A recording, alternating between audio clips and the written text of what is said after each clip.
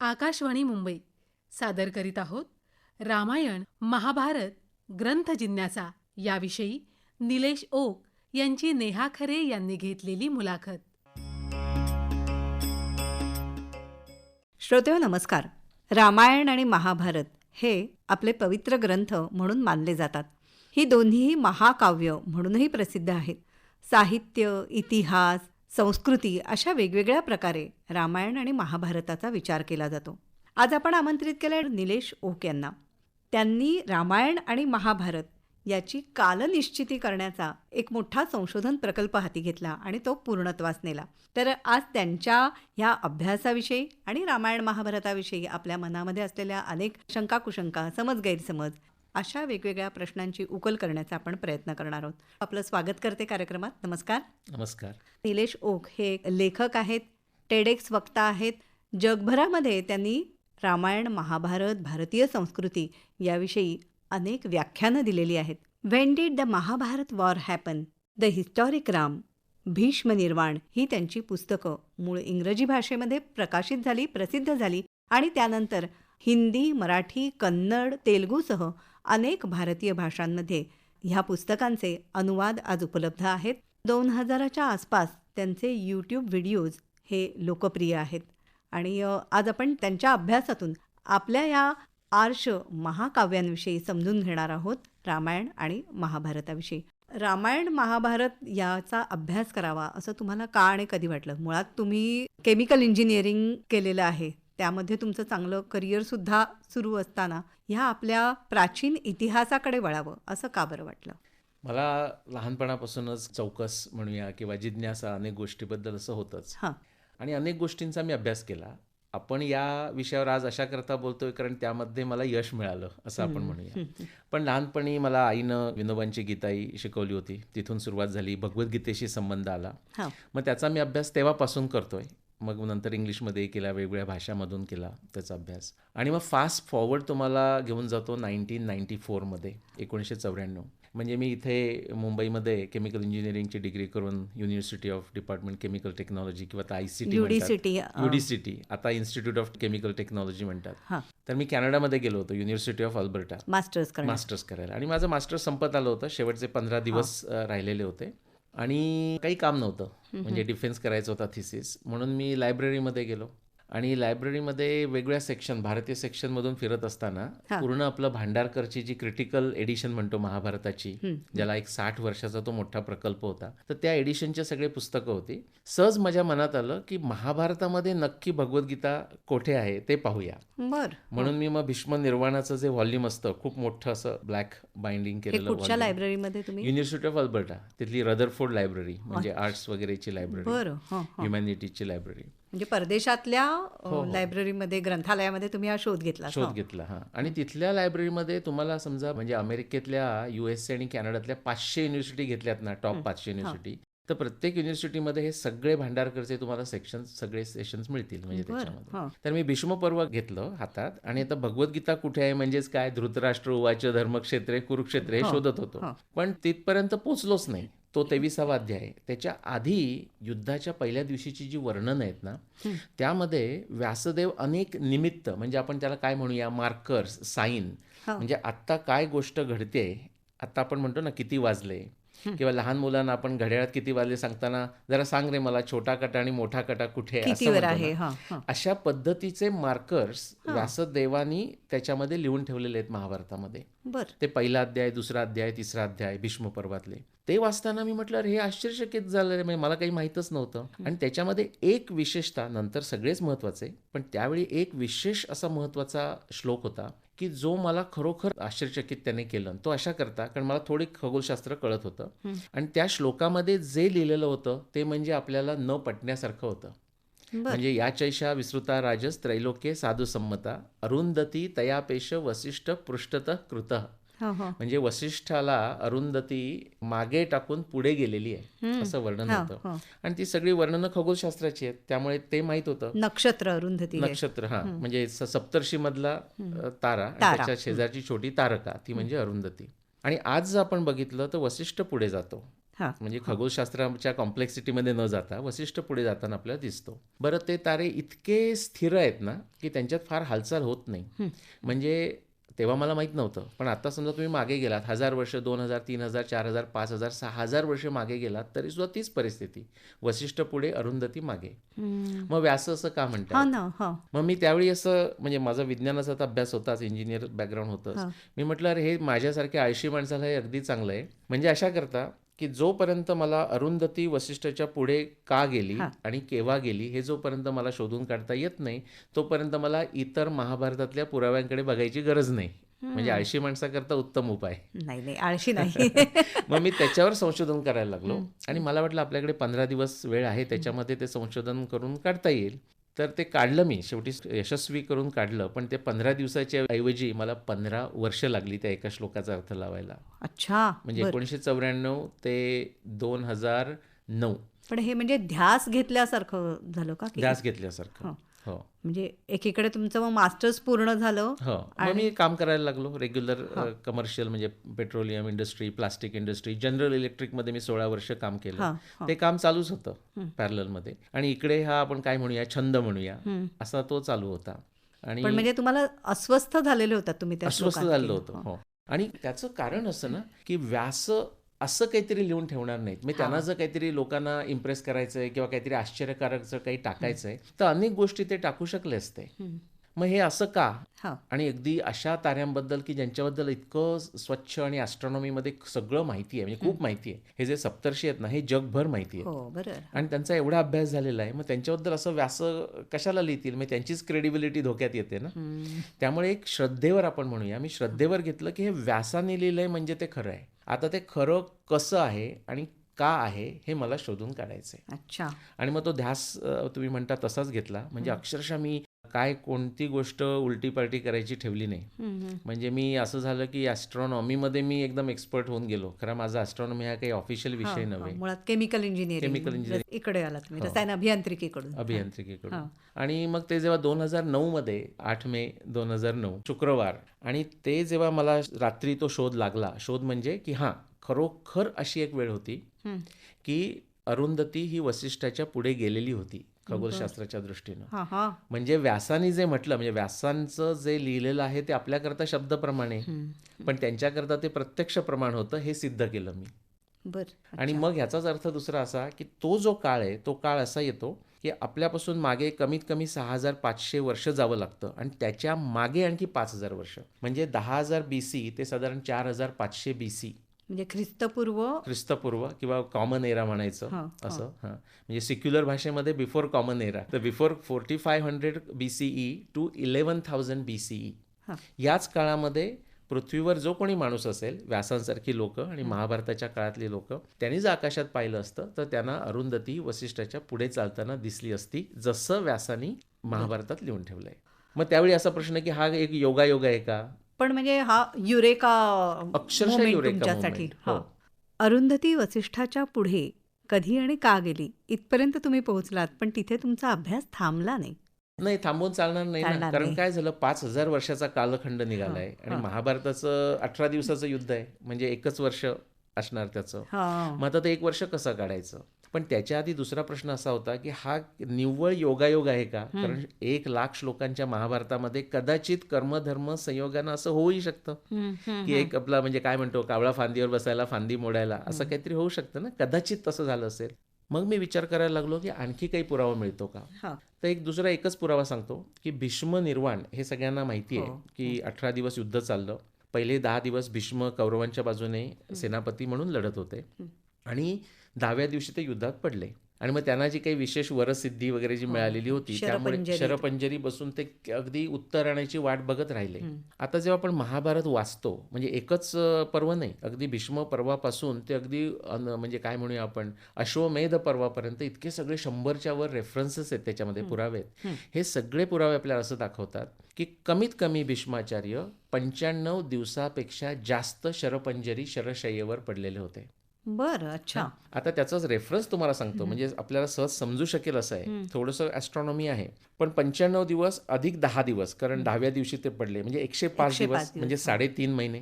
हां. आता महाभारत युद्ध हे मार्गशीर्ष महिन्यात झालं. आपण बघा, जी आपली गीता जयंती आहे ती मार्गशीर्ष शुक्ल एकादशीला साजरी करतो, कारण तेच म्हणून. आणि सगळीकडे महाभारतातही वर्णन आहे. हां.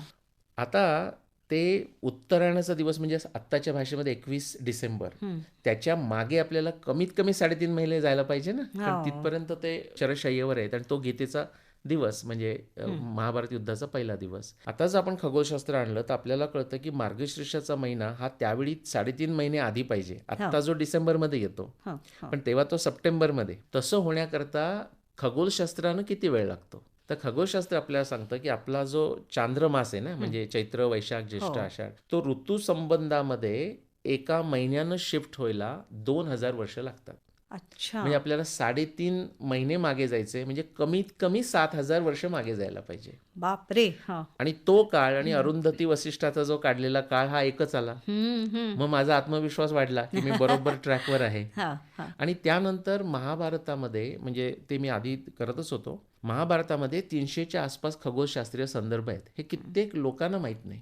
आणि हे काही असं कोइन्सिडेंट म्हणजे योगायोग झालेलं नाहीये, कारण भारतीय आपल्या काय म्हणूया प्राचीन ज्ञान विद्या ज्या आहेत, परंपरेमध्ये हां, खगोलशास्त्र म्हणजेच काळ, म्हणजे ॲस्ट्रॉनॉमी इज टाइम. त्यामुळे नुसतेच व्यासदेव नाही, इवन वाल्मिकींनी सुद्धा वाल्मिकी रामायणामध्ये 600च्या आसपास खगोलशास्त्रीय संदर्भ आत त्याच्यामध्ये घालून ठेवलेले आहेत, आणि व्यासदेवांनी 300च्या.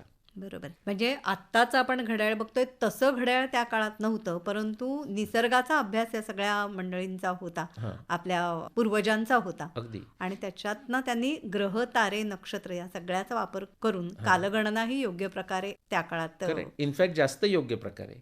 आता काय होतं बघा, आता सुद्धा आपलं म्हणजे Julian calendar, Gregorian calendar, Vikram Samvat, Shalivan संवत याचे प्रचंड वाद चालतात. म्हणजे ते जुलियन कॅलेंडर सुद्धा 1582 मध्ये बदलून ग्रिगोरियन झालं. त्याच्या उलट व्यासदेव काय किंवा वाल्मिकी काय, त्यांनी अशा प्रकारे सांगितलंय. म्हणजे त्यांची भाषा कशी आहे माहिती आहे का? आपण जर त्यांना विचारलं असतं की महाभारत केव्हा झालं, तर ते म्हणाले असतील की महाभारत अशा वेळी झालं ज्यावेळी अरुंधती वसिष्ठाच्या पुढे चालत होती. महाभारत अशा वेळी झालं की भीष्माचार्य मार्गशीर्षाच्या महिन्यामध्ये जमिनीवर शरपंजरी पडल्यानंतर 95 दिवसापेक्षा जास्त वाट बघितल्यानंतर उत्तरायण आलं, अशा वेळी झालं होतं. किंवा ज्यावेळी मंगळ हा ग्रह चित्र आणि स्वाती नक्षत्राच्या मध्ये रेट्रोग्रेड होत होता. अशी 300 वर्णनं आहेत. आणि जसं आपण जिक्सॉ पझल किंवा शब्दकोडं सोडवतो ना, उभे आडवे संदर्भ घेऊन, असं हे उभे आडवे संदर्भ म्हणजे त्याचं उत्तर एकच असतं. शब्दकोडं हे एकानं तयार केलेलं असतं, त्याचं उत्तर ठरलेलं आहे. नाहीतर तुम्ही जर चुकीचा शब्द झाला तर शब्दकोडं सुटणार नाही. तसंच हे कोडं केलेलं आहे. आणि हा माझा अंदाज आहे का, म्हणजे कोणीतरी म्हणेल हे निलेश तुमची कल्पना आहे, तसं नाही आहे. हा जो महाभारत ग्रंथ आहे तो त्याने आपल्या शिष्यांना शिकवला, वैशंपायन वगैरे लोकांना. आणि वैशंपायन त्याचं जेव्हा वर्णन करतायत हा महाभारत ग्रंथ कसा आहे ते सांगतायत. ग्रंथम ग्रंथी तदा चक्रे मुनीर गूढम कुतूहलात. हा कुतूहलानी भरलेला, मिस्टेरियस अशा गोष्टींचा, गूढ गोष्टींनी भरलेला. आणि ग्रंथी म्हणजे गाठी मारून ठेवलेल्या आहेत, त्या तुम्ही सोडवल्यात की तुम्हाला उत्तरं मिळतात. आणि ह्याच गाठी उकल त्याची करत सोडवत तुम्ही ह्या अभ्यासात अधिक रमत गेलात. पण मग रामायणाचा कालखंड, नेमकं रामायण कोणत्या काळात झालं आणि महाभारत तर आपण आता महाभारत आधी बोलतोय म्हणून महाभारत सांगतो. तर महाभारताचं जे वर्ष येतं म्हणजे युद्धाचं वर्ष, ते 5561 BCE. म्हणजे एक्झॅक्टली आपल्याला करायचं असेल तर त्याच्यामध्ये 2025 ऍड केले तर 7586 वर्षापूर्वी असं म्हणता येईल. पण ते प्रत्येक वर्षी बदलणार, म्हणून अगदी साधेपणानं 7500 वर्षापूर्वी जरी आपल्याला लक्षात ठेवलं तरी सोपं आहे किंवा चालणार आहे महाभारताचं. आणि रामायणाचं तसंच म्हणजे पद्धत तीच. ते जे 600 संदर्भ आहेत खगोलशास्त्राचे, ते परत जिक्सॉ पझल किंवा शब्दकोड्यासारखे एकत्र आणले तर एकच उत्तर येतं आणि दुसरं उत्तर येऊच शकत नाही. त्याचं उत्तर असं की 12209 BCE हे राम रावण युद्धाचं वर्ष. आणि त्यावरून मग बाकीची वर्ष काढता येतात, म्हणजे बाकीच्या संदर्भामुळे. आणि आपल्याला माहिती आहेत ना, म्हणजे राम 17 वर्षाचा होता तेव्हा वनवासात गेला, 14 वर्षाचा वनवास वगैरे असं काढता येतं. त्यामुळे मागे जाऊन 12240 BCE असं भगवान रामाचं जन्मवर्ष किंवा बरोबर तारीख काढता येते. चैत्र शुक्ल नवमी पण 29 नोव्हेंबर म्हणजे जुलियन कॅलेंडर प्रमाणे असं सगळं आपल्याला काढता येतं. पण मग आता हे सगळं गणित जमवत गेलात तुम्ही, कारण याच्यात गणितही आहे आणि विज्ञानही आहे. बरोबर. तर हे जमल्यानंतर लोकांना याविषयी माहिती देणं हे कधी सुरू झालं, कशा प्रकारे हे प्रकाशात आणलं? जे पहिल्यांदा महाभारताचं झालं म्हणजे 2009 मध्ये मी ते अरुंधती वसिष्ठ शोध लावला. आता परत तुम्हाला अनुभव म्हणून सांगतो की आपलं शब्दकोड सोडवताना काय होतं बघा, आपण जेव्हा बघतो आणि वाटतं की आज आपल्याला सुटणार आहे की नाही. हा पण एकदा सोडवायला लागलं आणि 2-4 शब्द आले की सगळे पटापट आजूबाजूचे यायला सुटत लागतात ना. जातात. हं. तसं अरुंधती वसिष्ठने एकदा सुरुवात झाली तोपर्यंत मला म्हणजे 15 वर्षामध्ये काही सोडवता आलं नव्हतं, हं, 94 पासून. अच्छा. पण एकदा अरुंधती वसिष्ठचं ते सुटलं, त्यानंतर भीष्म निर्वाण ते सोडवल्यानंतर अक्षरशः म्हणजे हे सगळा उरलेलं संशोधन 6 महिन्यात होऊन गेलं. बर. आणि मग पुढचे 1.5 वर्ष मला पुस्तक लिहायला लागलं. सो 11 मध्ये मी when did the Mahabharata war happen असं पुस्तक लिहिलं. हा. हे सगळं फक्त खगोलशास्त्रावरच होतं. आणि रामायणाचं 2014 मध्ये जे मी पब्लिश केलं तेही पॅरलल मध्ये करत होतो हा. आणि ते सुद्धा 2014 मध्ये पब्लिश झालं. पण आता विज्ञानामध्ये आणखी एक असं काय म्हणूया आपण, एक तत्व आहे, त्याला ते टेट्रॅडिक स्कीमा असं म्हणतात, किंवा आपल्या साध्या भाषेत सांगायचं तर नो गुड वर्क गोज अनपनिश्ड म्हणतो ना आपण, की आता हे झालं, चला अरे वा आनंद झाला. आनंद तर झाला, पण त्याच्यामुळे काय होतं असं म्हटलं जातं की जर एखादी तुम्ही खरोखर रिव्होल्युशनरी जर तुम्ही प्रतिपादन काही सिद्धांत मांडलात तर जो पहिला एक प्रॉब्लेम कुणालाही सोडवता येत नव्हता तो तुम्ही सोडवला, त्याच्याकरता तुम्हाला अभिनंदन. पण होतं काय, जर ती खरोखर रिव्होल्युशनरी असेल तो सिद्धांत तर त्यामुळे नवीन अनेक अति कठीण प्रश्न निर्माण होतात. म्हणजे आता 7,500 वर्षापूर्वी मग लोक विचारायला लागतात पण मग आणखी काही पुरावा आहे का, किंवा असं लोक विचारणार हे तुम्ही खगोलशास्त्रातलं केलं ते ठीक आहे आकाशामध्ये. आता बऱ्याच लोकांना हेही कळत नाही, उलट काय आहे, आकाशामध्ये जाऊन तुम्ही काही बदलू शकत नाही, म्हणजे काही जुगाड करू शकत नाही. वेळेस जमिनीवर सगळे जुगाड करता येतात, पण आकाशात जसा पुरावा मिळाला तसा काही जमिनीवर आहे का.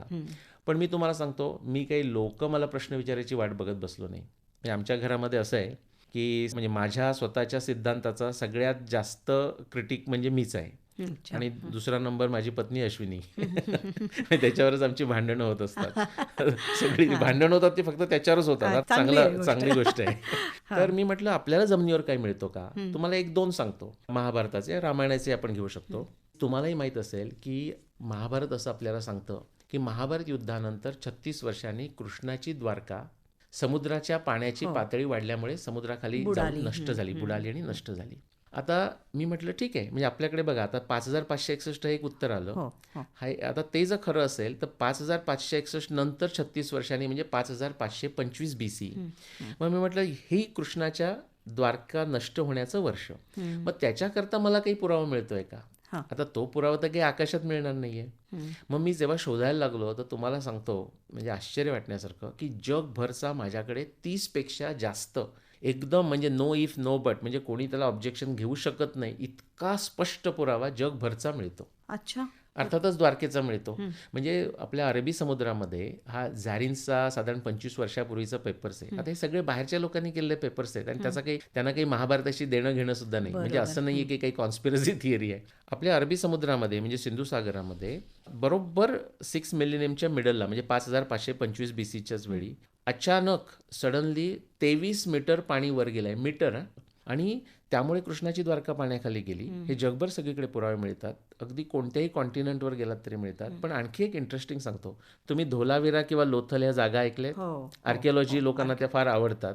तर धोलावीरा आणि लोथल हे आता इनलँड आहेत, म्हणजे समुद्रापासून दूर आहेत. पण तिथला जो पुरावा आहे आर्किओलॉजी पुरावा तो असा आहे की ती एकेकाळी बंदरं होती. आणि एकेकाळी म्हणजे केव्हा, ते जर तुम्ही आता गुगलमध्ये जाऊन किंवा विकिपीडिया बघितलं तर साधारण 5,000-4,000 BC पासून ते 2,000 BC पर्यंत. आता ह्याचं कारण काय, ह्याचं कारण हे आत्ता जो मी तुम्हाला पुरावा सांगितला झारींचा त्याच्यामध्ये की हे जेव्हा 23 मीटर पाणी वर गेलं ना तर तेव्हाचं जे काही लँड होती ती सगळी गेलीच, त्यामुळे कृष्णाची द्वारकाही पाण्यात बुडाली. पण आत्ता आपली जी समुद्राची पातळी आहे ना त्यापेक्षा सुद्धा 3 मीटर पाणी आणखी वर गेलं होतं आणि ते तसंच पुढचे 3,000 वर्षे राहिलं. बर. अच्छा. त्यामुळे 3 मीटर वर ॲव्हरेज म्हणतोय मी. त्यामुळे ते धोलावीराच्या जवळ पाणी पोचलं, लोथलच्या जवळ पाणी पोचलं. आणि तुम्ही तामिळनाडूमध्ये गेलात तर मायुरम म्हणून जागा आहे, ती सुद्धा आता समुद्रापासून 10 किलोमीटर आत आहे. पण ते सुद्धा 5,525 BC पासून बंदर बनलं होतं आणि पुढचे 2,000 वर्ष ते बंदर होतं. म्हणजे निसर्गामध्ये झालेले बदल जे आहेत त्यांचा अभ्यास जरी केला त्यातूनही आपल्याला हे पुरावे. हे सगळं आर्किओलॉजी आहे ही. आता मी जो तुम्हाला सांगतोय ना सगळ्या जमिनीवरचा आर्किओलॉजी पुरावा आहे आणि असे 30 पुरावे जगभर आहेत. तुमचं पहिलं पुस्तक ज्या वेळेला प्रकाशित झालं की महाभारत कधी नेमकं घडलं तर त्याचं स्वागत कसं झालं, त्याच्याविषयीच्या प्रतिक्रिया काय होत्या. त्याचं मी आधी एक साधारण 50 लोकांना म्हणजे त्या क्षेत्रातले जे रिसर्चर होते महाभारत डेटिंग करणारे त्यांना मी कॉपीज पाठवल्या स्वतः. आणि नंतर मी 5,000 लोकांना म्हणजे ज्यांनी मागितल्या त्यांना मी कॉपीज पाठवलेल्या आहेत. त्यानंतर माझ्या लक्षात आलं की कुणाला जर फुकट दिलं तर कोणी वाचत नाही. मग मी ते थांबवलं.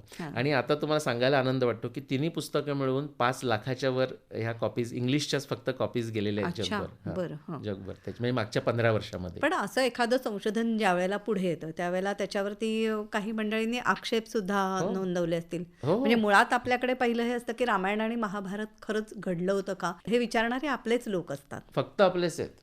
इनफॅक्ट आता मी अमेरिकेत 34 वर्ष राहिलो आहे. तिथे जेव्हा मी हे प्रेझेंट करतो मला बरेच वेळा आपले लोक काय विचारतात की हे ठीक आहे हो, आम्ही मानू सुद्धा, पण जेव्हा तुम्ही हे अमेरिकेतल्या लोकांना, बाहेरच्या लोकांना हे तुम्ही कसं समजावणार. म्हटलं मला कधीही बाहेरच्या लोकांना, म्हणजे माझं पूर्ण आयुष्यामध्ये मी जास्त वर्ष बाहेर राहिलोय बाहेर राहिलात. आणि बाहेर हे सगळं मी प्रेझेंट करतोय एक वर्षापासून. कॉर्पोरेट ट्रेनिंग केलेलं आहे मी, अनेक गोष्टी केलेल्या आहेत. बाहेर मला कधीच प्रॉब्लेम आलेला नाही. जो प्रॉब्लेम येतो तो आपल्याकडेच, आणि तो प्रॉब्लेम येतो म्हणजे काय, त्याच्यामध्ये डेटाचा प्रॉब्लेम नाही आहे, कॉम्प्रिहेन्शनचा प्रॉब्लेम आहे लोकांचा. ज्या चुकीच्या समजुती आहेत ना, मी तुम्हाला सांगतो. आता एक साईड बार म्हणून उदाहरण देतो. मी जैन युनिव्हर्सिटीमध्ये गेलो होतो बेंगलोरच्या. त्यांनी मला बोलावलं होतं आणि 250चा सायन्स PhDचा स्टाफ माझ्यासमोर होता की ज्यांना मी इंडियन नॉलेज सिस्टीममध्ये लेक्चर देत होतो.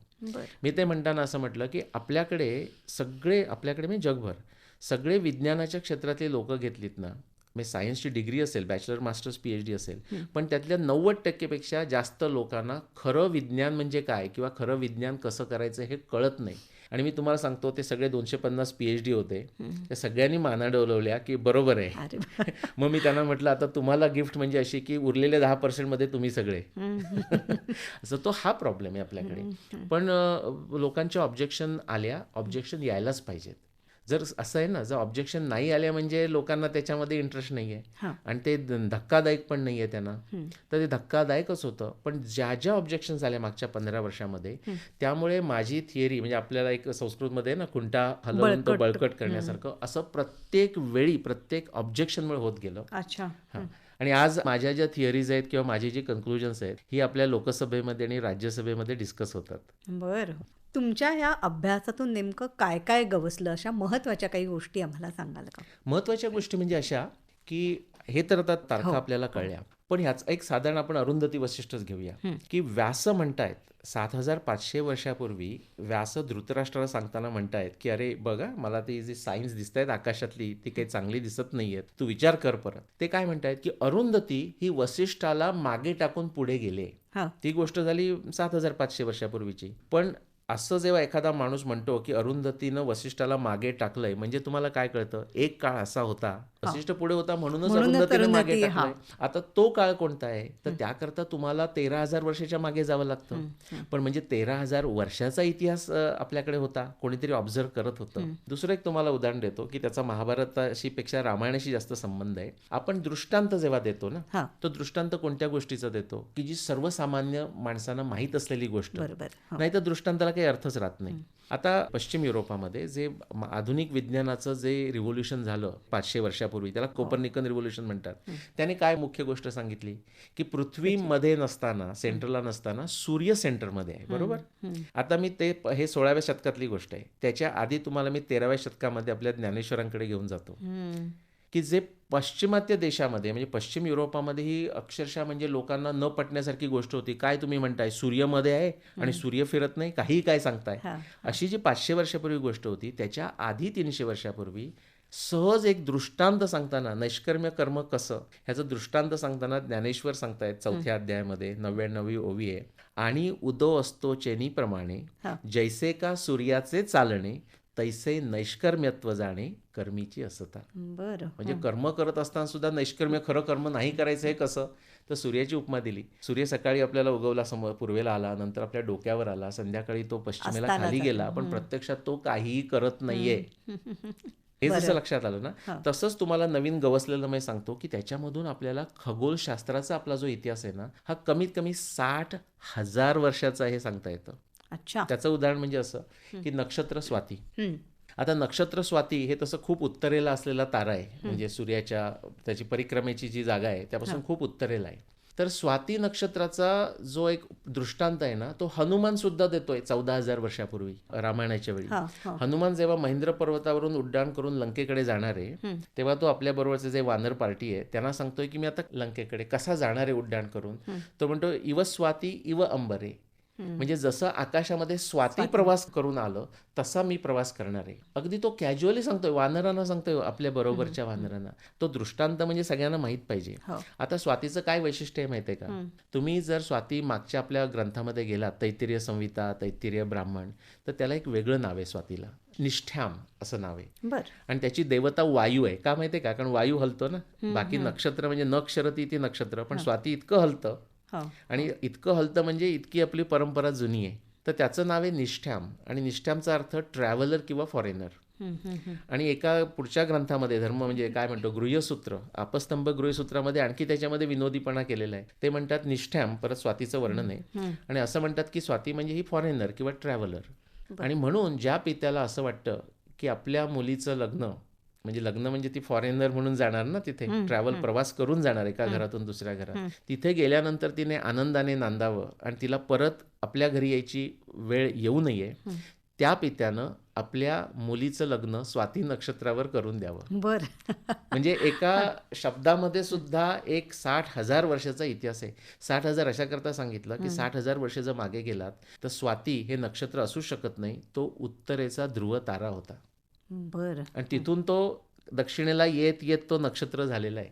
अच्छा. आणि तो 14,000 वर्षापूर्वी नक्षत्र होता. इनफॅक्ट तो नक्षत्र केव्हा झाला याचाही काळ आपल्याला काढता येतो. तो साधारण 30,000 वर्षापूर्वी. म्हणजे आपल्याकडे तेव्हा संस्कृती होती. आता काही लोकांना तर हे म्हणजे पटायचं सोडा, त्यांना समजणार पण नाही, म्हणजे खुर्चीतून खाली पडतील. मी सांगतो, हे जेव्हा सांगतो तेव्हा म्हणतो खुर्चीला नीट धरा. खरंच आहे. ग्रंथकार जे आहेत त्यांनी हे लिहून ठेवलंय, मांडणी केलेली आहे, याचा अर्थ त्यांचा तेवढा अभ्यास होता. हो, आणि श्रद्धेने निष्ठेने करायची ती गोष्ट आहे. अगदी अगदी. आणि आपले सगळीकडे पुरावे मिळतात. म्हणजे आपण म्हणतो आता आपण GPS वापरतो, पण त्याचा बेसिस ॲस्ट्रॉनॉमीच आहे, अजूनही ॲस्ट्रॉनॉमीच आहे. जे हायपरबोलिक वेव्स पाठवली जाते ना, म्हणजे सॅटेलाइटमधून आपण ड्राईव्ह करताना जाते ना, तर 2 हायपरबोलिक जर वेव्ह तुम्ही पाठवल्यात आणि त्यांचं जो ओरिजिन तुम्हाला माहीत असेल, तर जिथे ते इंटरसेक्ट करतात त्याच्यामुळे तुम्हाला कळतं ती जागा कुठे आहे. म्हणजे आपला जो GPS works like that. In fact मी आणि माझ्याबरोबरचे को रिसर्चर रूपा भाटी म्हणून आहेत. आता सगळ्याच गोष्टी काही सांगता येत नाही, पण त्यांना आपली जी डिफेन्स सिस्टीम आहे त्यांनी आम्हाला बोलावलेलं आहे. म्हणजे आम्ही रूपा भाटीत आता जाऊनही आल्या माझ्याबरोबरच्या, की समजा आता जर युद्ध झालं पुढच्या काळामध्ये, तर पहिल्यांदा काय करणार, विरोधी शत्रू पक्ष काय करणार, तुमचे सॅटेलाइट सिस्टीम डिसेबल करणार. सगळं आपण त्याच्यावरच अवलंबून आहोत. बरोबर. मग तसं जर झालं तर आपल्या ज्या जुन्या सिस्टीम्स आहेत, ज्या खगोलशास्त्रावरच आधारित आहेत, त्याही वापरता आल्या पाहिजे. याचं शिक्षण देण्याकरता चांगला विचार करतायत आपले डिफेन्स सिस्टीम्स. खरंच चांगली गोष्ट आहे ही की आणि म्हणूनच भारतामध्ये समृद्धता होती पूर्वी. म्हणजे एक ॲग्रिकल्चर, हा. आणि मग बऱ्याच टेक्नॉलॉजी होत्या, आणि मग नॅव्हिगेशन, त्याच्यामुळे व्यापार चालायचा. तुम्हाला नॅव्हिगेशनचा किती जुना पुरावा आहे माहिती आहे? म्हणजे त्याच्या आधी नव्हतं असं नाही, पण हे सुद्धा जर ऐकलं तर लोक तोंडात बोटं घालतील. प्रोफेसर रामस्वामी म्हणून तामिळनाडूमधले, त्यांचं 2020चा हा संशोधन आहे, म्हणजे फार जुनं संशोधन नाही आहे. त्यांनी दाखवून दिलं आता जे पुंपुहार मी म्हटलं ना जागा, कावेरी डेल्टा, मायुरम, 20,000 वर्षापर्यंतचा मागचा आपल्याकडे अत्यंत सोफिस्टिकेटेड पोर्ट्स आणि नॅव्हिगेशन याचे पुरावे तामिळनाडूमधले आहेत. 20,000 वर्ष. म्हणजे त्या काळातही इतकं प्रगत होतं. आणि खगोलशास्त्राचं प्रगती असल्यामुळेच ते जाऊ शकत होते. म्हणजे विश्वामित्राची जी वर्णनं आहेत, किंवा अगस्त्य म्हणजे दक्षिणेचा कॅनोपस तारा, हे नाव कशाला पडलं, म्हणजे फक्त भारतीयांनी उत्तर गोलार्ध हाच फक्त काबीज केला होता असं नाही, म्हणजे टेक्नॉलॉजीच्या दृष्टीनं इव्हन दक्षिण गोलार्ध तोही त्यांना माहिती तुम्ही होता. खरं तर खगोलशास्त्राचे मुळात त्याच्यातली पदवी नाही किंवा त्याचा अभ्यास केलेला असा नाही, परंतु या ग्रंथांच्या शोधामध्ये तुम्ही खगोलशास्त्राचाही अभ्यास करायला लागलात. या सगळ्या ज्ञानशाखा या एकमेकांशी जोडलेल्या आहेत नाही का? की गणित आहे, विज्ञान आहे, खगोलशास्त्र आहे, आणि शास्त्राचे वेगवेगळे प्रकार, अगदी अगदी. पुरातत्व सुद्धा, genetics, genetics, physical anthropology, genetics. Physical अँथ्रोपॉलॉजीचा केनेडीचा पेपर आहे. आता आपण 7,500 वर्षापूर्वीची गोष्ट केली म्हणून सांगतो की एक फक्त असं डिस्रप्शन आहे. म्हणजे आपण आपले समजा ह्युमन स्कल्स काढले भारतीयांचे, तर ते असे बघायला लागलो आपण की ते ह्युमन स्कल्समध्ये काही फरक झालाय का. त्याला क्रेनिओमेट्रिक्स असं म्हणतात, पण मी टेक्निकल नावात जात नाही. नॉन क्रेनिओमेट्रिक्स म्हणजे डोक्याच्या कवट्या बघून काही फरक पडलाय का, असं. म्हणजे आपण म्हणतो ना, एक आफ्रिकेतला माणूस किंवा युरोपियन माणूस आणि भारतीय माणूस मध्ये एक डिस्टिंक्ट फरक जाणवतो ना, तशा प्रकारचा. तर तो जो एक डिस्टिंक्ट फरक आहे भारतीयामध्ये, त्याचा जो काळ आहे ना, तो सुद्धा 6,000 BC आणि 4,500 BC याच्यामध्ये काहीतरी झालं, असं केनेडी ऑफ कॉर्नेल युनिव्हर्सिटी यांचा पेपर आहे. काय झालं त्याला माहित नाही, पण आपल्याला माहित आहे महाभारत झालं. आता आपल्याला काढता येतं. येतं. किंवा तुम्हाला जेनेटिक्सचा एक सांगतो, हां. आणि ह्या शाखा अशा आहेत ना, की तुम्ही एकदा त्यात गेलात ना, की ते प्रिन्सिपल एकच आहे. म्हणजे आपण भोजनासारखं आहे. तर ज्याला बनवता येत नाही ना जेवण, त्याला वाटतं की फार कॉम्प्लेक्स आहे. पण मी तुम्हाला सांगतो, आता मी स्वतः चांगलं बनवतो. तर फार कॉम्प्लेक्स नसतं. सगळीकडे ती फोडणी म्हणजे तेल टाका आणि मोहरी टाका, तसंच हे विज्ञानाचं पण तसंच आहे. Basically principles are same. हां. जेनेटिक्समध्ये काय होतंय माहिती आहे का, अचानक 7,500 वर्षापूर्वी मेल क्रोमोसोम्समध्ये, म्हणजे वाय क्रोमोसोम ज्याला म्हणतो मेल, त्याच्यामध्ये एक सडनली बॉटलनेक तयार झालं. असा मोनिका कार्मीनचा 2015चा, म्हणजे माझ्या संशोधनानंतरचा पेपर आहे. आणि त्यांचा परत काही महाभारताशी संबंध संबंध नाही. नाही. हां. पण ते जे suddenly male chromosomes Y chromosomes bottleneck झालं, आणि त्याचा काळ काय माहिती आहे का त्यांनी काढलेला, 7,500 वर्षापूर्वी. ओ. आणि त्याचं एपी सेंटर, म्हणजे जसं आपण काय म्हणतो अर्थक्वेक, भूकंप म्हणतो, तसा हा जेनेटिक भूकंप म्हणूया आपण. त्याचं जे एपी सेंटर आहे ते भारत आहे. बर. अच्छा. आणि ते सुद्धा पुरावा अगदी महाभारताच्या काळाला घेऊन जातो. आणि हा सगळा जो पुरावा आहे ना, याला आर्किओलॉजी पुरावाच म्हणतात. खरं म्हणजे आकाशातला पुरावा हा सुद्धा आर्किओलॉजीच पुरावा आहे. म्हणजे खगोल कोणतंही शास्त्र घ्या, पण आर्किओलॉजी म्हणजे जुन्या इव्हेंट्सचा अभ्यास. आर्किओ म्हणजे जुनं, आणि त्याचा अभ्यास, त्याचा स्टडी. मग तो तुमच्याकडे जो काही पुरावा असेल त्यानं तुम्ही करणार ना. बरोबर. म्हणजे मगाशी आपण म्हटलं होतं की काही मंडळींना ही शंका असते मुळात की खरंच रामायण महाभारत झालंच का, असं घडलं होतं का. हां, तोही प्रश्न चांगला आहे. त्याच्यावर मी तुम्हाला थोडं वेगळ्या पद्धतीनं घेऊन जातो. हां. असं बरेच वेळा व्हायचं सुरुवातीच्या काळामध्ये 11 नंतर. मी जेव्हा लेक्चर दिल्यानंतर, म्हणजे आपण म्हणतो ना की काय पूर्ण रामायण वाचून झालं आणि मग रामाची सीता कोण. तसं पूर्ण झाल्यानंतर ते म्हणायचे की नाही, हे सगळं तुमचं म्हणजे चांगलं आहे, आम्हाला कळलं, थोडंसं नाही कळलं. पण माझा ह्याच्या आधी एक वेगळाच प्रश्न आहे की खरोखर महाभारत झालं का, रामायण झालं का.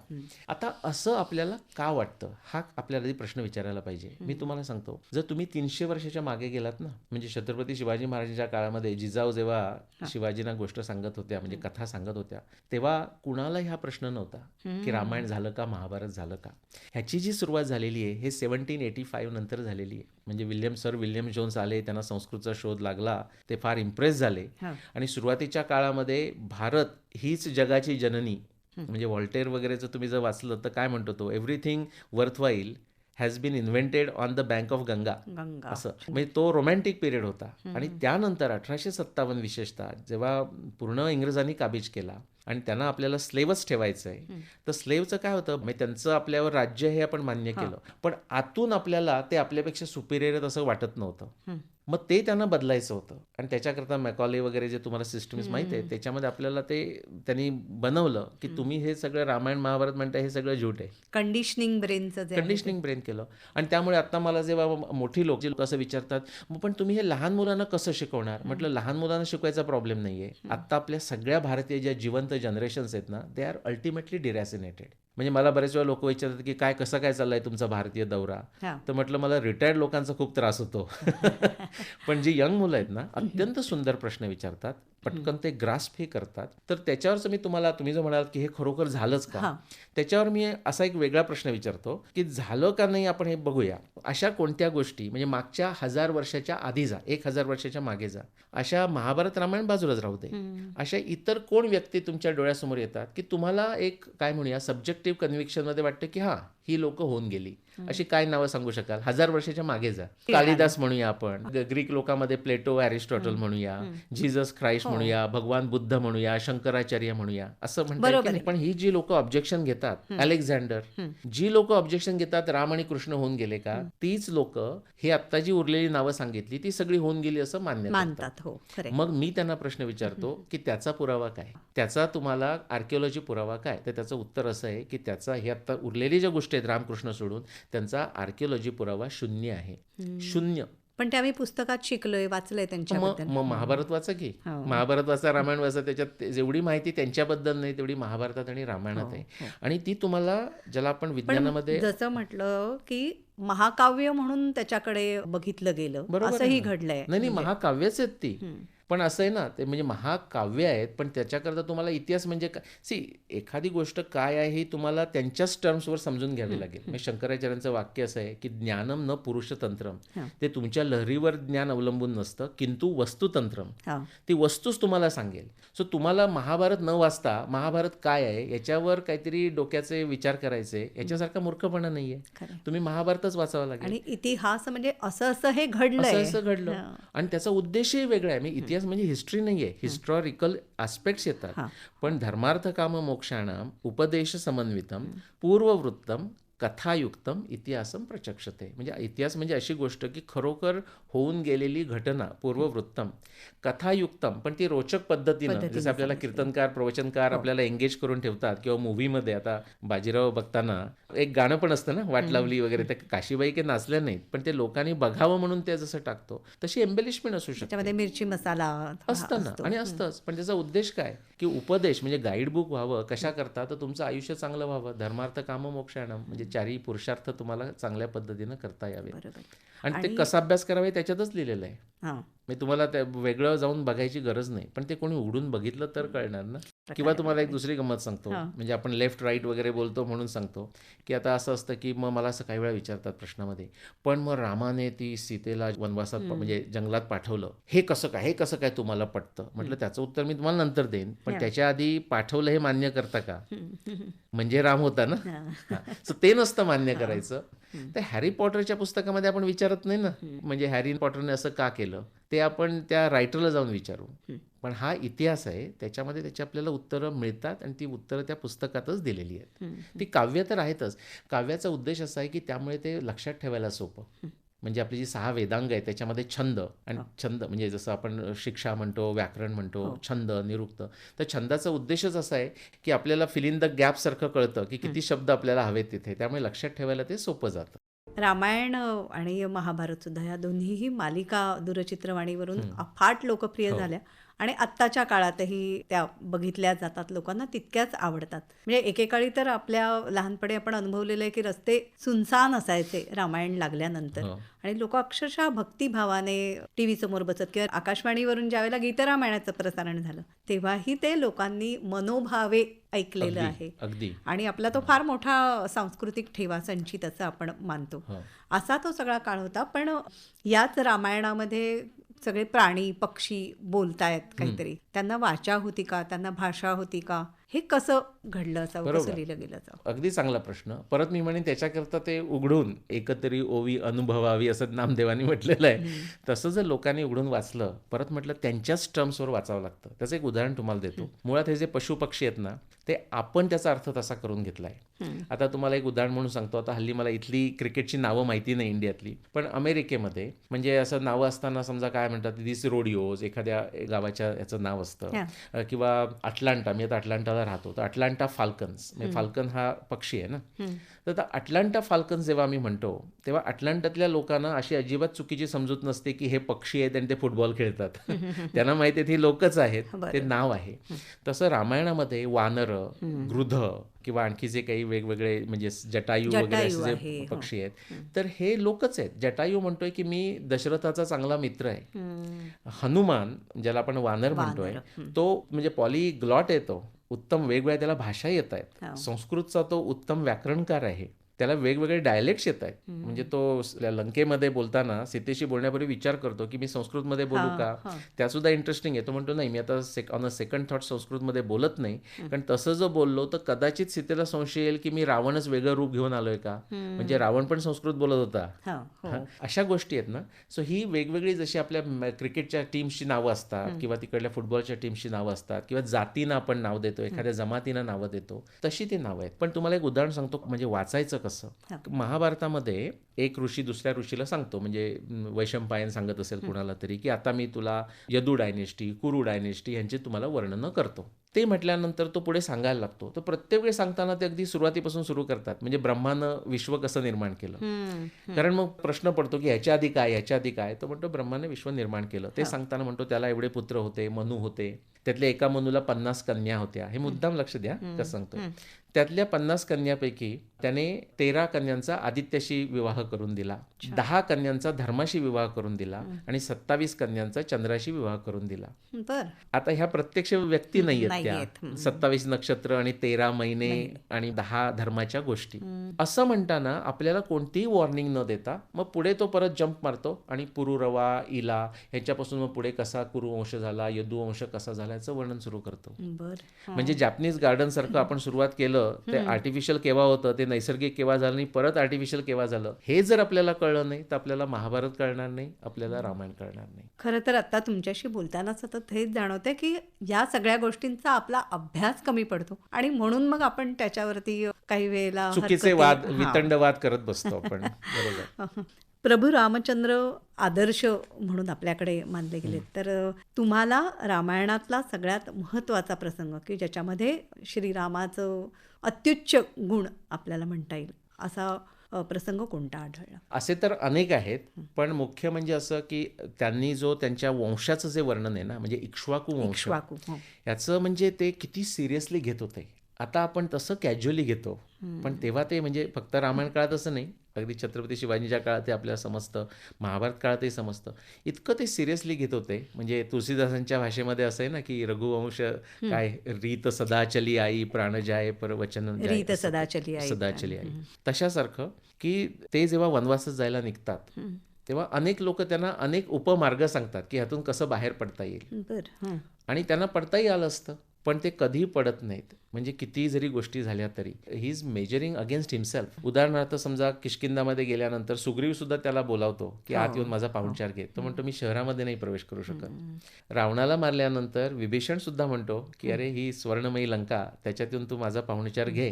तो म्हणतो मला आत नाही येता येणार, तूच सीतेला घेऊन बाहेर ये. रामायण कुठे कुठे घडलं? म्हणजे आता मुळात रामायण सुद्धा 350च्या वर आहेत असं म्हटलं जातं की आपल्या देशामध्ये सुद्धा वेगवेगळी रामायणं आपल्याला, पण मूळ मात्र वाल्मिकी रामायण.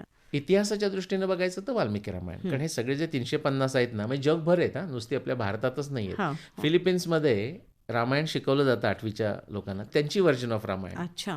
इंडोनेशियासारख्या देशामध्ये अजूनही अगदी अप्रतिम राम आणि दोन्ही महाभारताचं हे होतं. माझ्याबरोबर इंडोनेशियाचे स्टुडंट्स होते, मेडिकल स्टुडंट्स होते कॅनडामध्ये, आणि त्यांना इतकं महाभारत व्यवस्थित माहीत होतं, इतकं रामायण माहीत होतं. हे म्हणजे अर्ली 90sची गोष्ट सांगतोय मी तुम्हाला. आणि पश्चिमेकडे सुद्धा, आता पश्चिमेकडे काय झालं, पूर्वेकडे अजूनही तो इफेक्ट राहिला, पश्चिमेकडे तो इफेक्ट राहिला नाही असं वाटतं, पण तशी वस्तुस्थिती नाहीये. परत जर तुम्ही त्यांचे ग्रंथ वाचायला लागलात, काही वेळा मला असाही प्रश्न विचारला जातो की हे सगळं भारतात होत असताना जगात इतर कसं काही होत नव्हतं. म्हटलं वाचलं तर कळेल ना, राईट, वाचाल तर वाचाल. तर तुम्ही आता समजा हेरोडोटस नाव ऐकलं असेल, हा ग्रीक ऑथर होता.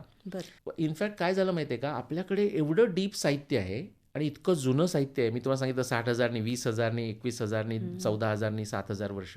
त्या कम्पॅरिझनमध्ये पश्चिम देशामध्ये इतिहास किंवा हिस्ट्री म्हणून खरं काहीच साहित्य नव्हतं. म्हणजे डार्विन येण्यापूर्वी 150-200 वर्षापूर्वी त्यांच्याकडे इतिहास म्हणजे ओल्ड टेस्टामेंट, बायबलचं ओल्ड टेस्टामेंट, याच्या पलीकडे काही नव्हतं. आता मला अशावरून आठवलं की मी हेरोडोटसचं नाव घेतलं. ते बायबल सोडून जर काही असेल तर हेरोडोटसनं हिस्ट्री ऑफ द वर्ल्ड असा ग्रंथ लिहिला, म्हणजे भाषांतरित म्हणूया आपण त्याला. पण तो हिस्ट्री ऑफ द वर्ल्ड म्हणजे सुद्धा काय होतं माहितीये का, जगाची हिस्ट्री नव्हती, त्याला माहीत असलेल्या जगाची हिस्ट्री होती. म्हणजे ग्रीक मध्ये मेडिटेरियन समुद्र, भूमध्य समुद्र आणि क्रॉस करून इजिप्त, त्या भागाचाच फक्त इतिहास आहे. नाही तर त्याला फक्त भारतामध्ये फक्त इंडस रिव्हर एवढंच माहित होतं, आणखी नद्यांची सुद्धा नावं त्याला माहिती नव्हती. पण त्याच्यात सुद्धा रामायणाची कथा तिथपर्यंत पोहोचलेली आहे 2500 वर्षापूर्वी. त्याचं तुम्हाला सांगतो की त्याचं जे पुस्तक आहे हिस्ट्री ऑफ द वर्ल्ड, ते त्याच्यामध्ये तो लिहितो की तो ग्रीसमधून इजिप्तमध्ये गेला, आणि इजिप्तमधले एका फॅरो म्हणूया किंवा तिथला आपण टुरिस्ट गाईड म्हणूया, त्याने नील नदी म्हणजे नाईल नदीच्या काठावर त्याला 341 पुतळे दाखवले. ही सगळी वर्णनं हिस्ट्री ऑफ द वर्ल्डमध्ये येतात, म्हणजे बुक 2 चॅप्टर 124-143. तर त्याच्यामध्ये तो म्हणतो की हे 341 पुतळे आहेत, आणि तो सांगतो हा याचा मुलगा, हा याचा मुलगा, हा याचा मुलगा, असं सगळ्यांची वर्णनं करतो. नंतर सांगतो की साधारण 3 राजांना 100 वर्ष, असं जर हिशोब केला 341ला तर 11,340 वर्ष येतात. 11,340 आपल्या हिशोबाकरता आपण त्याला 11,500 वर्ष म्हणूया.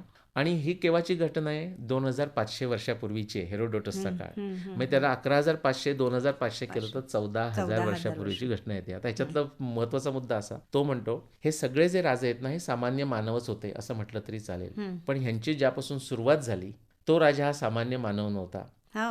हां, आता त्याने काय शब्द वापरला ग्रीकमध्ये मला माहिती नाही, पण इंग्लिश ट्रान्सलेशनमध्ये त्याला गॉड म्हटलेलं आहे, म्हणजे आपण भगवान देव असं म्हणूया. आणि त्याचा राज्यकारभार इतका चांगला होता, म्हणजे आपण ज्याला रामराज्य म्हणू अशा पद्धतीची वर्णन येतात 124 चॅप्टरमध्ये त्याच्या. आणि त्याचं नाव काय होतं माहिती आहे का? त्या फॅरोनं जे त्या हेरोडोटसला सांगितलं ते नाव होतं राम्फ सिनितोस. अच्छा, वा. थायलंडमध्ये राम 1 राम 2 माहिती आहे ना तुम्हाला, त्यांचा जो राजा असतो त्याला राम 1 राम 2 राम 3 सध्या राम 11 वगैरे चालू हो आहे. हो हो हो. पण आता तुम्ही इजिप्तमधलं ऐकलं असेल रामेसिस 1 रामेसिस 2 रामेसिस 3 रामसिस तशी नाव अच्छा. आहे. रामेसिस 1च्या पत्नीचं नाव आहे सित्रे. बरं.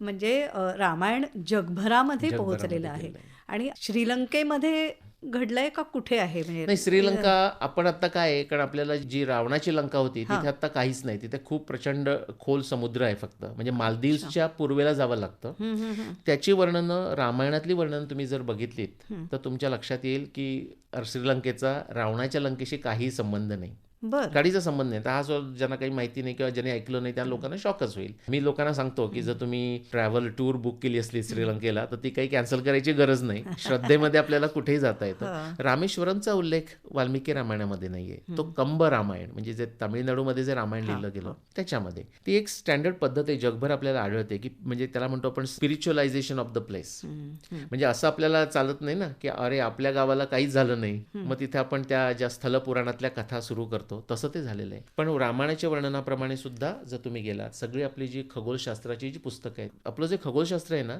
त्याचं मुख्य सेंटर रावणाची लंका होती. हो. आपलं जे ॲस्ट्रॉनॉमी आहे ती इक्वेटोरियल ॲस्ट्रॉनॉमी आहे, म्हणजे विषुवृत्तीय विषुवृत्तीय. ॲस्ट्रॉनॉमी आहे, कारण तिथे सगळ्यात जास्त निरीक्षण चांगलं करता येतं. तर तिथेच होतं, म्हणजे लंकेचं जे लोकेशन आहे ना ते असं सांगतात की उत्तर ध्रुवापासून तुम्ही जे लाईन काढलीत प्राईम मेरिडियन ज्याला आपण म्हणतो, तर ती आपलं आता काय कुरुक्षेत्र किंवा रोहतक अशी वेगवेगळ्या पुस्तकात तुम्हाला नावं मिळतात. स्थानेश्वर म्हणजे ते स्थानेश्वर जे आता थानेसार म्हणतो ना हो, हो. ते मंदिर शिवाचं, तिथून उज्जैनमधून येऊन अशी खाली जात वातापी म्हणजे बदामी वगैरे असं खाली गेल्यानंतर जिथे ती विषुवृत्ताला एकत्र येते म्हणजे ते मालदीवच्या पूर्वे तिथेच लंका होती. तुम्ही ग्रंथांचा जसा अभ्यास केलात त्याचप्रमाणे प्रत्यक्ष काही भागांना भेटी देणं हे सुद्धा हां. केलं का? आता उदाहरणार्थ सुग्रीवाज ॲटलास, आत्ताच माझं ते पुस्तक नवीन येणार आहे, म्हणजे त्याचं सगळं ड्राफ्ट झालेलं आहे, आता लेआउट स्टेजमध्ये आहे. बर. जे पब्लिशर आहेत ते म्हणतात एका महिन्यातच बाहेर यायचं आहे वगैरे, ते बघूया आता किती फास्ट येतं. तर त्याच्यामध्ये थोडक्यात सांगायचं तर असं की जेव्हा सीतेला शोधायला 4 पार्टी करून 4 दिशेला पाठवल्या जातात आणि सुग्रीव त्यांना गाईड करतोय की इथे गेल्यानंतर तुम्हाला हा पर्वत लागेल, ते तळं लागेल वगैरे वगैरे, तो समुद्र लागेल, ते सांगताना सुग्रीव जी माहिती सांगतोय 14,000 वर्षापूर्वी, त्या माहितीवरून आज आपल्याला असं सांगता येतं की सुग्रीवाला 14,000 वर्षापूर्वी दक्षिण अमेरिकेच्या अँडीज पर्वतापासून ते युरोपातल्या आल्प्स पर्वतापर्यंत आणि उत्तरेमध्ये आर्टिक समुद्रापासून ते दक्षिणेमध्ये अंटार्क्टिका इन्क्लुडिंग अंटार्क्टिका माहीत होतं. अंटार्क्टिकाला तो यमपुरी म्हणतो, म्हणजे आर्टिक समुद्र आहे त्याला उत्तर पयसाम निधी असं तो म्हणतो. जो आल्प्स आहे त्याला अस्तगिरी म्हणतो आणि जो अँडीज आहे त्याला श्रीमान उदय पर्वत, त्याचं तो वर्णन करू शकतो. ततः पर हेममय श्रीमान उदय पर्वत, म्हणजे त्याच्या पुढे तुम्ही गेलात पेरूच्या पुढे तर बर्फाच्छादित असा तुम्हाला पर्वत मिळेल. इथपर्यंत कमाल वाटते हे सगळं नाही? तर ह्या जागावर मी गेलेला आहे. म्हणजे अच्छा. आता तुम्ही आता अंटार्क्टिकाला नाही गेलेलो हा. पण आर्टिक समुद्रापर्यंत मी गेलेला आहे. आल्प्समध्ये आत्ताच मी जाऊन आलो मार्चमध्ये आणि साऊथ अमेरिकेमध्ये गेलेलो आहे. म्हणजे तो पण आपल्या देशामध्ये ज्या रामायणाच्या जागा म्हणजे जागा आता अगदी नाशिक, पंचवटी आणि या सगळ्या, तर अशा ठिकठिकाणी भेट देणं शक्य झालं का? किंवा उत्तर भारतात सुद्धा? हो गेलोय ना, पण आता तिथे कसं आहे ते नावच आहे ना फक्त, म्हणजे तिथे काही असा आर्किओलॉजी पुरावा तुम्हाला मिळत नाही. त्याच्यावरही लोक विचारतात मग आर्किओलॉजी पुरावा कसा मिळत नाही. मी त्यांना म्हणतो अगदी मागच्या 500 वर्षामध्ये 300 वर्षामध्ये पानिपतला 3 युद्ध झाली, त्याचा पुरावा तुम्हाला काय मिळतो? इसी लोक काय माहिती ना, म्हणजे तुम्ही एखादा जर प्रश्न प्रस्थापित केला ना तर त्याचं स्वतःच आधी क्रिटिक व्हायचं आणि प्रश्न विचारायला लागायचे.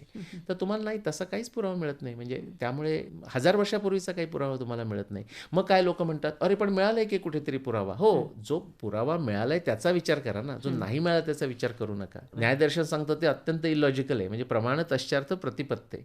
जो पुरावा मिळालाय त्याच्याबद्दलच बोलता येतं, कारण प्रमाण अनुपपत्य उपपत्तिभ्या, म्हणजे जो पुरावा नाही त्याचा काही गोष्ट सिद्ध करायलाही उपयोग होत नाही आणि असिद्ध करायलाही उपयोग होत नाही. ह्या तुमच्या अभ्यासाला खूप छान प्रतिसाद काही मोठ्या मंडळींनी, अभ्यासकांनी सुद्धा दिलाय. म्हणजे स्वामी गोविंद देवगिरी हो. यांनी सुद्धा तुमच्या अभ्यासाचं कौतुक केलेलं आहे, हो. नावाजलेलं आहे. हो. तर हा आशीर्वाद असा कुणाकुणाकडून मिळाला तुम्हाला? असा अनेक लोकांकडून. प्रोफेसर के एस नारायणाचार्य म्हणून, आता ते 4 वर्षापूर्वी ते गेले. प्रचंड, म्हणजे त्यांचे 200 पुस्तकं आहेत. रामायणावर त्यांची 1000-2000च्या वर प्रवचन असतील. हा. मैसूरला ते प्रोफेसर होते आणि अत्यंत विद्वान व्यक्ती. त्यांचाही मला आशीर्वाद मिळालेला आहे खूप म्हणजे अनेक वर्ष आधी, 10 वर्षापूर्वी वगैरे मिळालेला आहे. ते म्हणाले की मी सगळे त्यांच्या रामायणावरच्या टीका वाचलेल्या आहेत आणि माझा तो फारसा अभ्यास नाही त्याचा मूळचा, पण आता तुझं पुस्तक वाचल्यावर मी तो वाचायचा प्रयत्न केला. ते म्हणाले की तू एकदम galloping, you have galloped ahead of everyone असं. आणि असं खूप मिळालेलं आहे. आता हे झालं आपल्याला आपल्या काय म्हणूया आध्यात्मिक लोकांकडून, पण विज्ञानाच्या क्षेत्रामधून सुद्धा अनेक लोकांकडनं, म्हणजे सगळे आपले जे काय आपण म्हणूया IITs वगैरे अशा लोकांकडनं मिळालं आहे. मला ICT कडून 2023 मध्ये distinguish alumnus award for extra mural मिळालं आणि ते माझ्या केमिकल इंजिनिअरिंग मध्येही माझं काम आहे, पण त्याच्याबद्दल कोणी बोलतच नाही आणि बोलायची आता गरजही नाही. पण हे मला जे अवॉर्ड मिळालेले डिस्टिंग्विश, हे माझ्या रामायण महाभारताच्या कामाकरताच मिळालेलं आहे. वा, फार मोठी गोष्ट आहे की इतकं मागे जाऊन, म्हणजे आता तुम्ही म्हणालात त्याप्रमाणे 7,500 वर्ष, 12,000 वर्ष इतका हा जुना इतिहास आहे आणि त्याच्यासाठी जुनी ग्रंथसंपदा आपली अभ्यासून आणि वेगवेगळे पुरावे गोळा करून अनेक वर्षांच्या परिश्रमातून तुम्ही हे सगळं मांडलेलं आहे, लोकांसमोर आणलंय. तर आता पुढचा तुमचा भविष्यातला मानस काय आहे? भविष्यातला मानस असा की आता बऱ्याच वेळा हाही प्रश्न विचारला जातो, तो मलाही मी स्वतः विचारतो की ठीक आहे, म्हणजे काही लोक म्हणतात पास्टमध्ये काहीतरी ग्लोरियस झालं, खूप जुनं होतं, ठीक आहे, त्याचा आज काय आपल्याला उपयोग? तर त्याचा आधी इमोशनल उपयोग तो तुम्हाला सांगतो की बेसिकली आता जॉर्ज ऑरवेलचं स्टेटमेंट असं आहे की एखाद्या देशाच्या लोकांना, एखाद्या समूहाला तुम्हाला जर गुलाम बनवायचं असेल तर त्यांचं त्यांच्या स्वतःच्या इतिहासाबद्दल असलेलं जे अंडरस्टँडिंग आहे ते डिस्ट्रॉय करून टाका, की जे ब्रिटिशांनी उत्तमरित्या आपल्याकडे केलेलं आहे. आपलं आत्ताचं तुम्ही बघितलं ना तर आपल्या अकॅडमिया वगैरे, म्हणजे इंडॉलॉजी, हे सगळे त्यांनीच भरलेली लोक आहेत. म्हणजे हे तर याच्याकरता सगळ्यात मोठा इफेक्ट. आणि ही आर्षकाव्य आहेत, म्हणजे ज्याच्यामुळे आपल्याला स्फूर्ती मिळते आणि ज्याच्यामुळे आपल्याला आपण करू शकतो, आपल्या पूर्वजांनी सुद्धा संकटावर मात केली तसं आपण करू शकतो. हे झालं इमोशनल. पण तुम्हाला आश्चर्य वाटेल, अशा इतक्या गोष्टी आहेत, म्हणजे विज्ञानाच्या गोष्टी आपण म्हणतोय, पण समजा मेडिकल सायन्सेसच्या मी असं टॉकही देतो की एन्शियंट इंडियन मेडिकल सायन्सेस 3 केस स्टडीज, प्रिव्हेन्शन, क्युअर आणि पेशंट मॅनेजमेंट. तर म्हणजे आपल्याकडनं व्हॅक्सिनेशन बाहेर गेलेलं आहे, त्याला इनव्हेरिओलेशन म्हणायचं आहे. किंवा प्लास्टिक सर्जरीचा उगम भारतातला आहे, त्याला इंडियन फ्लॅप मेथड असं नाव होतं.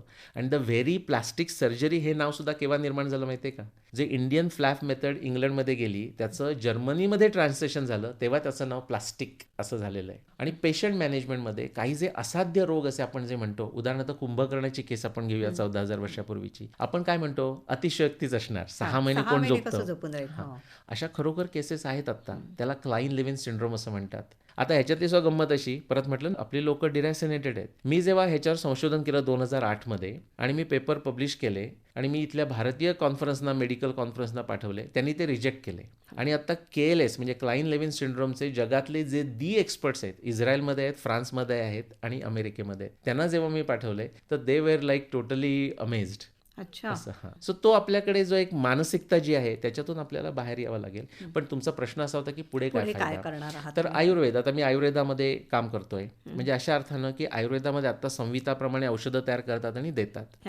पण जसं आधुनिक विज्ञानानं आपल्याला थोडंसं शिकवलं, आधुनिक विज्ञानाला सुद्धा आयुर्वेदानं शिकवलेलं आहे की हे का, ह्याच्यामागे रूट कॉज अनालिसिस काय, हे आपल्याला शोधता आलं पाहिजे. साध्या भाषेत सांगायचं तर या गोष्टींचा भविष्याकरता काय फायदा, अशा अर्थानं की शेवटी आपण जी पूर्वीच्या काळामध्ये जी अभ्युदय म्हणजे प्रॉस्पेरिटी निर्माण केली ना, याचं कारणच होतं की आपल्याकडे शेती होती, ॲग्रिकल्चरचा प्रचंड विकास झाला होता, नॅव्हिगेशनचा विकास झाला होता, टेक्नॉलॉजीचा विकास झाला होता. आता जी नवीन चॅलेंजेस असतात तसा तो परत आपल्याला विकास करता आला पाहिजे. तर ते करताना आपल्याला जेव्हा आपण शास्त्रामध्ये बघतो तर आपल्याला वाटतं काही नाही, नुसते ग्रंथ लिहून ठेवलेले आहेत, म्हणजे संस्कृतमधलं काही वाक्य असतं तर हात जोडायचे, डोळे बंद करायचे असं आपण अर्थ करतो, तसं नाही आहे. आपलं ज्ञान त्याच्यामध्ये लिहिलेलं आहे. समजा आम्ही एक आयुर्वेद म्हणून मुद्दाम उदाहरण घेतो की त्याची आपण आत्ता फॉर्म्युलेशन बघतो आणि त्याप्रमाणे करतो, पण ते तसं का होतं हे एक शोधून काढणं हां. आणि आपल्या पूर्वज लोकांना हे त्यांना कसं कळलं मेथड शोधून काढणं म्हणजे हायली इम्पेरिकल त्या मेथड्स होत्या आणि त्याच्यामध्ये जेव्हा मी काम करतोय आता त्याच्यामध्ये तर बऱ्याच काही इंटरेस्टिंग गोष्टी समजायला अच्छा. लागलेल्या आहेत त्याच्यामध्ये म्हणजे जेनेटिक्समध्ये समजायला लागलेल्या आहेत मेडिसिनमध्ये समजायला लागलेल्या आहेत आता आपण अगदी आपल्याला लोकांना म्हणजे स्वमूत्र किंवा शिवांबू म्हणायचे आपल्याकडे त्याला आपण झालं की ई वगैरे असं आपण तोंड करतो अमेरिकेमध्ये हेच आपलेच ग्रंथ घेऊन ते त्याच्यातून स्टेम सेल्स सेपरेट करतायत सो करायला भरपूर आहे आणि त्याच्यामध्ये एक जो आपल्या लोकांमध्ये एक जो आत्मविश्वास निर्माण व्हायला पाहिजे त्याचं काम मी करतोय असं मर्यादित अर्थानं मी म्हणेन आज जगभरामध्ये हा विषय तुम्ही मांडत आहात आणि त्याला चांगला प्रतिसादही मिळतोय म्हणजे केवळ ग्रंथ लिहून तुम्ही थांबलेले नाही तर त्या विषयावरती व्याख्यानं देताय आणि तुम्ही म्हणालात त्याला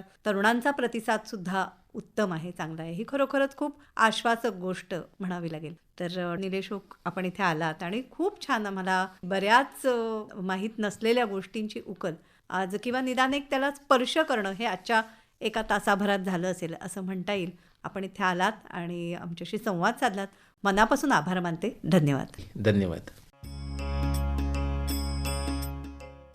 श्रोते हो रामायण महाभारत ग्रंथ जिज्ञासा याविषयी निलेश ओक यांची नेहा खरे यांनी घेतलेली मुलाखत आत्ताच आपण ऐकली या कार्यक्रमासाठी निर्मिती सहाय्य केलं होतं सुहिता मराठे हिने आणि सादरकर्त्या नेहा खरे ही आकाशवाणी मुंबई केंद्राची निर्मिती होती